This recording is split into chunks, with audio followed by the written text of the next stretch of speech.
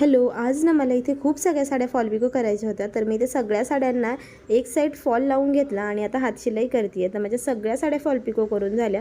स्वयंपाक करण्याचा अजिबातही मूड नव्हता, पण पिल्लूला पावभाजी खायची होती, तर म्हटलं चला झटपट कुकरमध्ये पावभाजी बनवूया.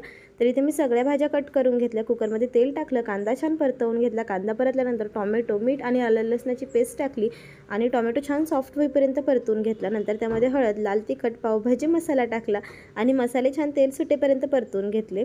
मसाले परतल्यानंतर त्यात कट केलेल्या भाज्या टाकून छान मिनिटभर परतून घेतल्या.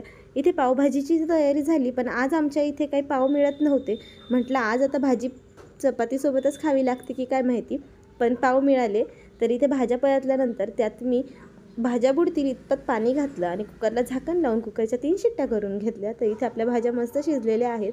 छान स्मॅश करून घेतल्या. नंतर बटरमध्ये लाल तिखट, पावभाजी मसाला टाकून भाजीला छान अशी फोडणी दिली आणि वरून कोथिंबीर टाकून आपली झटपट पावभाजी तयार आहे. व्हिडिओ आवडला असेल तर लाईक करा, शेअर करा, चॅनलला सबस्क्राईब करा.